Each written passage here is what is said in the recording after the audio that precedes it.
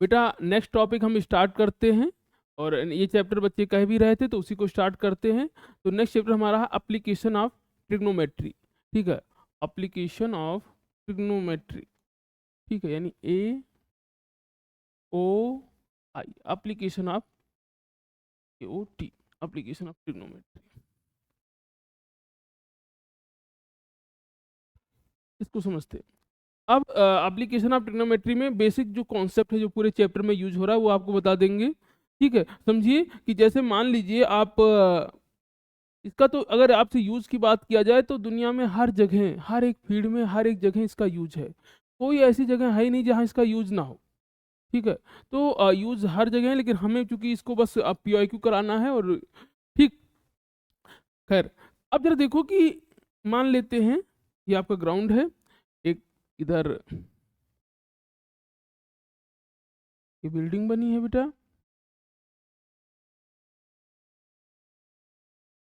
और यहाँ पे आप खड़े हैं।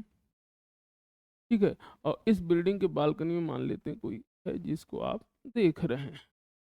ठीक, तो ये जो एंगल बनेगा, यानी जब आप नीचे से ऊपर ऐसे देखेंगे,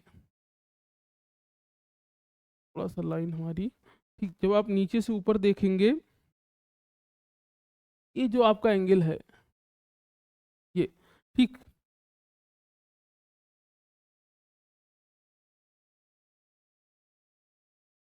अब जरा देखिए कि ये आप ऊपर की तरफ देख रहे हैं, तो ये जो एंगल है इसको कहते हैं एंगल ऑफ एलिवेशन।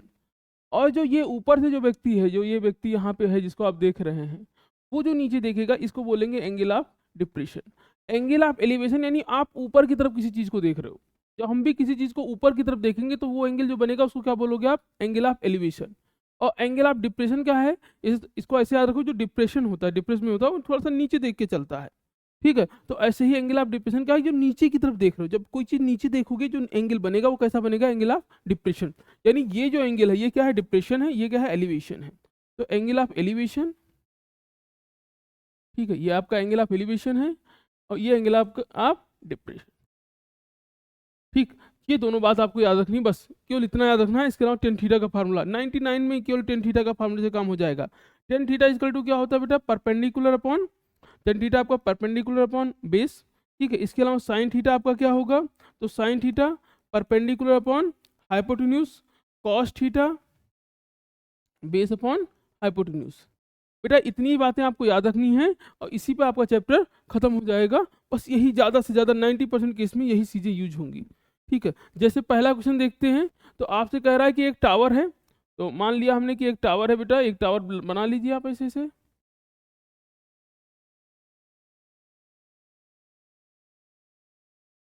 ये टावर है, और ठीक,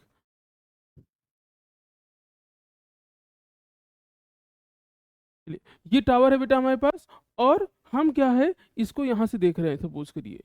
ठीक है, तो जो यहाँ से देखेगा,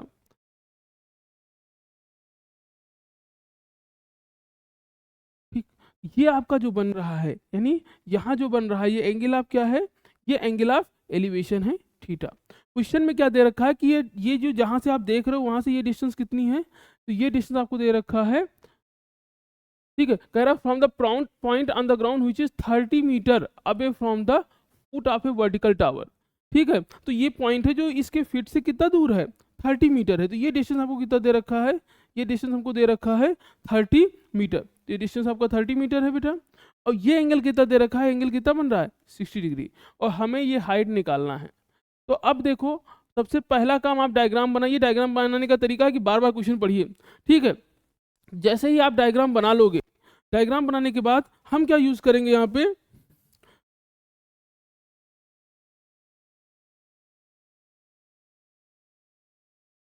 जैसे ही आप डायग्राम बना लोगे, डायग्राम, अब आप सोचो कि आपको क्या पता है। हमको एक ये पता है बेटा और ये पता है, और एक ये हाइट पता है, ये पता है। तो दोनों यही पता है, तो आप सोचो कि जो एंगल के सामने होता है क्या होता है? परपेंडिकुलर। तो आपको परपेंडिकुलर पता है और बेस पता है, क्योंकि ये 90 डिग्री है, और 90 डिग्री के सामने क्या होता है? हाइपोटेन्यूज। हाइपोटेन्यूज के बारे में आपको कोई जानकारी नहीं है, आपको जानकारी किसमें है? परपेंडिकुलर और बेस। तो किसके फार्मूले में परपेंडिकुलर और बेस आता है? ठीक है, तो 10, तो आपने यहाँ लगा दिया 10, 60, इक्वल टू क्या लिख सकते हो आप, p/h। tan 60 की वैल्यू क्या होगी बेटा, √3। परपेंडिकुलर हमको नहीं पता तो परपेंडिकुलर की वैल्यू क्या हो जाएगी, h, अरे सॉरी, परपेंडिकुलर हमने कितना मान रखा है, h, और यहाँ पे परपेंडिकुलर बेस कितना दे रखा है आपको, 30। तो क्रॉस मल्टीप्लाई कर देंगे आप तो कितना हो जाएगा, 30√3, और यही आपको क्या आ जाएगा, हाइट। तो यहाँ से हाइट कितना आ गया आपका, 30√3। ठीक है, आगे बढ़ते हैं बेटा। सिंपल सा क्वेश्चन था। क्वेश्चन में देखो इस टॉपिक के जो सोल्यूशन है, सोल्यूशन छोटे हैं, क्वेश्चन समझना थोड़ा सा मुश्किल है। ठीक है, तो क्वेश्चन समझने में फोकस करिए आप। कह रहा man on a cliff observe a boat at an angle of depression 30 degree. ठीक, अब आपसे कह रहा है कि एक व्यक्ति है जो किसी टावर पे, क्लिफ टावर पे खड़ा है, मान लीजिए कोई व्यक्ति है जो ऐसे खड़ा है, सपोज करते हैं ये टावर बना लेते हैं जो यहाँ पे, ये यहाँ से कोई व्यक्ति देख रहा है। ठीक, अब जरा देखिए, अगर ये यहाँ से देख रहा है और इसने यहाँ से एक बोट जो है ऑब्जर्व की, ठीक, पहली बार ऑब्जर्व की तो वहाँ है, दूसरी बार ऑब्जर्व किया इसने तो बोट कहाँ आ गई, यहाँ आ गई। ठीक है, समझिए। कह रहा है a man on cliff at an angle of depression 30 degree he in which he approaching towards the shore and a point to तो ये क्या देख रहा है कि एक बोट है। ठीक है, जो बोट आपकी कहाँ से है, यहाँ पे एक सपोज करिए बोट है एक, और ये यूनिफॉर्म स्पीड से इधर आ रही है ये बोट, और इसने जब देखा उस समय जो एंगल ऑफ डिप्रेशन था वो कितना है, उस समय एंगल ऑफ डिप्रेशन कितना बन रहा है, 30 डिग्री। ठीक, और स्पीड कितनी है, यूनिफॉर्म है। ठीक है, 6 मिनट लेटर, 6 मिनट बाद द एंगल ऑफ डिप्रेशन। अब सोचो 6 मिनट के बाद मान लेते हो यहाँ बोट आपकी यहाँ पहुंच गई, 6 मिनट बाद हमारी जो बोट है बेटा वो ऐसे यहाँ पहुंच गई। ठीक है, अब जो एंगल ऑफ डिप्रेशन है बेटा, एंगल ऑफ डिप्रेशन वो कितना हो गया है, तो 6 मिनट बाद उसका डिप्रेशन कितना हो गया बेटा, 60 डिग्री का हो गया है। अब आपको कह रहा है find the time taken the boat from here to reach the shore. आपको बताना कि यहाँ तक पहुँचने में कितना टाइम लगेगा, ये टाइम निकालना है। और ये वाला टाइम आपको कितना दे रखा है, ये टाइम कितना है यहाँ से यहाँ तक जाने का, 6 मिनट। बात समझ में आ गई। एक बोट है जो आ रही है जिसकी स्पीड हमें नहीं पता है, 6 मिनट में वो यहाँ से यहाँ आ गई, तो यहाँ से यहाँ तक आने में कितना मिनट लगेगा। तो हमने मान लिया कि लेट स्पीड जो है बेटा वो क्या है इसकी, x है, स्पीड x है। अगर x स्पीड है यानी उसकी स्पीड जो है वो x किलोमीटर पर मिनट है। ठीक, स्पीड उसकी जो है वो x किलोमीटर, स्पीड उसकी x किलोमीटर पर मिनट है। ठीक, अगर उसकी स्पीड x किलोमीटर पर मिनट है यानी 1 मिनट में कितना जाएगा x किलोमीटर, तो 6 मिनट में कितना गई होगी वो, 6x। ठीक, यानी तो distance cover in 6 minute, distance cover in 6 minute. तो 6 मिनट में कितना डिस्टेंस होगा बेटा, 1 मिनट में x किलोमीटर, 6 मिनट में कितना डिस्टेंस हो जाएगा, 6x। अब जब ये देखिए distance cover in t minute, भाई टी मिनट लगा ना यहाँ से यहाँ तक जाने में, तो टी मिनट में कितनी डिस्टेंस कवर करेगा, तो क्या हो जाएगा x इंटू टी, भाई एक्स टी डिस्टेंस। समझिए आप, 1 मिनट में x किलोमीटर तो टी मिनट में tx किलोमीटर, 1 मिनट में x तो 6 मिनट में 6x। इसका मतलब क्या हुआ, हमको ये डिस्टेंस कितना दे रखी है यहाँ से यहाँ तक, ये दे रखा है xt। ये डिस्टेंस कितना दे रखा है आपको, xt। ऐसे ये डिस्टेंस हमको क्या मिल गई है, ये डिस्टेंस कितनी मिल गई है, 6x हमने निकाल लिया। बस अब हो गया क्वेश्चन हमारा। ठीक है, इस डायग्राम को फिर से बना लेते हैं। अब एक चीज याद रखिएगा, क्योंकि ये लाइन और ये लाइन पैरेलल है तो ये एंगल 30 है बेटा, तो ये वाला एंगल भी कितना होगा, 30। आपने 9th क्लास में सीखा है। ऐसे ये एंगल 60 है तो ये वाला एंगल भी कितना हो जाएगा, 60। जिनको ये बात समझ में नहीं आई वो ऐसे देख लो कि अगर दो लाइन ऐसे पैरेलल होती है बेटा, तो जो ये एंगल होगा ऐसे, ये वाला एंगल क्या होगा, इसके बराबर होगा। तो ऐसे ये एंगल जो है इसके बराबर है। तो मैं इस डायग्राम को एक बार फिर से बना देता हूँ और फिर क्वेश्चन खट से कर लेते हैं हम लोग।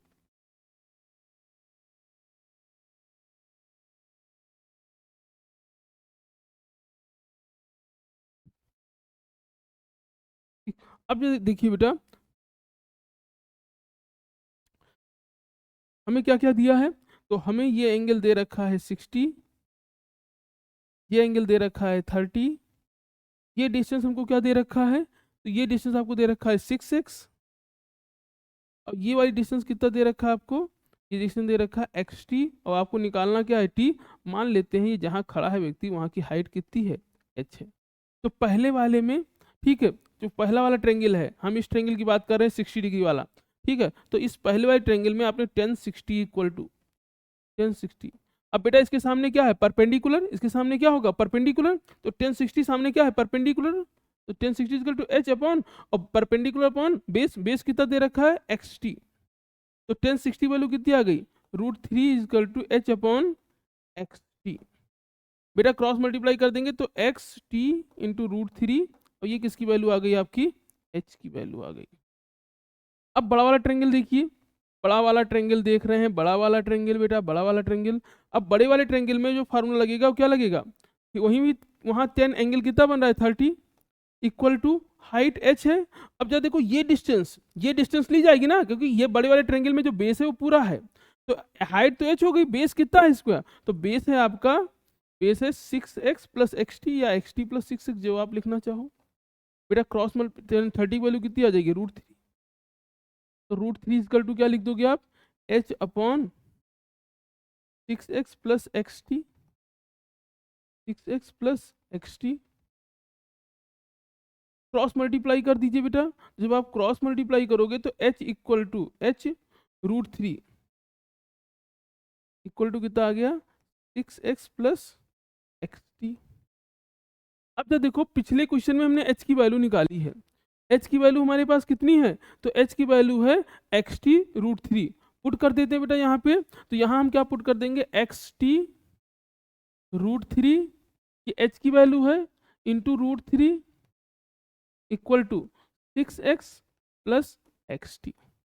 बेटा यहाँ पे क्या हो जाएगा, ये हो जाएगा एक्स टी, और √3 इंटू √3 कितना आ जाएगा आपका 3 इक्वल टू, बेटा यहाँ x कॉमन ले लीजिए, क्या बचेगा 6 प्लस टी, x से x कैंसिल हो गया, तो हम यहाँ क्या लिख सकते हैं, तो बेटा हम यहाँ पे लिख सकते हैं, ठीक, तो हम यहाँ पे लिख सकते हैं भाई, ये x कैंसिल, तो क्या हो गया यहाँ पे, यहाँ बचा 3t equal to 6 plus T. ठीक, ये आपका